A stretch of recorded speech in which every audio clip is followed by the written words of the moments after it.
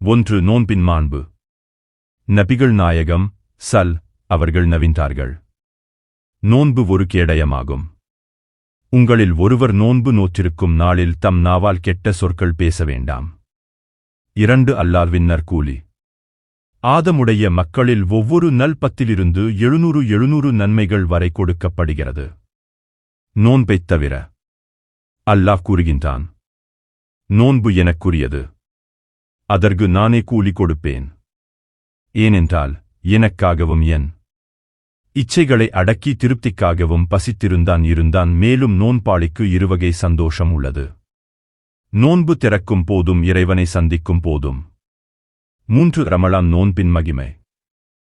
எவர் ரமலான் மாதத்தில் மார்க்கத்தின் அனுமதிக்கப்பட்ட எந்த காரணமுமின்றி ஒருநாள் நோன்பை விட்டுவிட்டாரோ அவர் வாழ்நாள் முழுவதும் நோன்பிருந்தாலும் அதன் நன்மைகளுக்கு இணையாக அதனை கலா செய்தவராக முடியாது என நபி அவர்கள் அருளியுள்ளார்கள். 4 பாவங்கள் மன்னிக்கப்படும் மாதம்.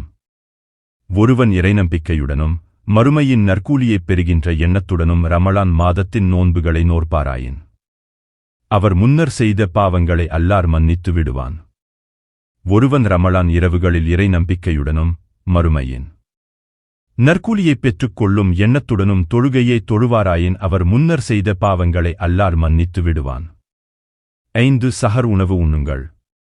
அதிகாலை உதயமாவதற்கு நேரத்தின் சஹர் உணவை உண்ணுங்கள். ஏனெனில் உணவை உண்பதில் பரக்கத் அருள் வளம் உள்ளது. அல்லாஹ்வின் தூதர் அவர்கள் கூறினார்கள், நமது நோன்பிற்கும் வேதம் கொடுக்கப்பட்ட பிற சமுதாயத்தின் நோன்பிற்கும் உள்ள வேறுபாடு சஹர் நேரத்தில் உண்பதுதான்.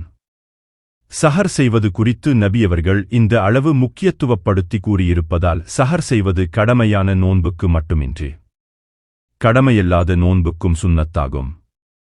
6 நோன்பாளியின் துஆ. 1 நோன்பாளியின் துஆ அவர் நோன்பு திறக்கும் வரை. 2 நீதி செலுத்தும் அரசனின் துஆ. 3 அநீதி இழைக்கப்பட்ட நிரபராதியின் துஆ. இந்த 3 மனிதர்களின் துஆ மறுக்கப்படுவதில்லை என நபி அவர்கள் கூறினார்கள். 7 இத்தார் சிறப்பு. நீங்கள் நோன்பு திறக்க நாடினால் பேரீச்சம்பழம் கொண்டு திறங்கள். ஏனெனில் பேரீச்சம் பழம் முழுவதும் பரக்கத்திற்குரியதாகும். பேரீச்சம் பழம் கிடைக்காவிட்டால் தண்ணீரைக் கொண்டு நோன்பு வெளிரங்கத்தையும் உள்ரங்கத்தையும் சுத்தப்படுத்தக்கூடியதாகும். 8 லைலத்துல் கத்ர் இரவில் பிழை பொறுப்பு தேடுங்கள். யா அல்லாஹ், நீ பிழை பொறுப்பவன், மன்னிப்பதை நீ மிகவும் பிரியப்படுபவன். எனவே என்னை மன்னித்து என்னுடைய பிழைகளைப் பொறுத்தருள். வாயாக என்ற பொருள்படக்கூடிய துஆவை நாம் அதிகமாக ஓத வேண்டும். ஏனெனில் இந்த துஆவை அதிகமாக ஓதும்படி அன்னை ஆயிஷா அலி அவர்களிடம் நபிகள் நாயகம் அவர்கள் கூறினார்கள். 9 இத்திகாப் சிறந்த நற்செயல். இத்திகாப் இருப்பவருடைய விஷயத்திலவர் பாவங்களை விட்டும் பாதுகாக்கப்படுகிறார். நற்செயல்கள் அனைத்தையும் செய்பவரைப் போன்ற நன்மைகள் அவருக்கு எழுதப்படுகின்றன. 10 ஏழைகளுக்கு தருமம் வழங்குதல். ஈதுல் பித்ரு எனும் ஈகைத் திருநாளில் 2 கடமைகள் உண்டு. 1 தொழுகை. 2 ஏழை எளியவர்களுக்கு அன்பளிப்பாக வழங்கும் தர்மம். இதனை சதக்கத்துல் பித்ரு என்று கூறப்படும்.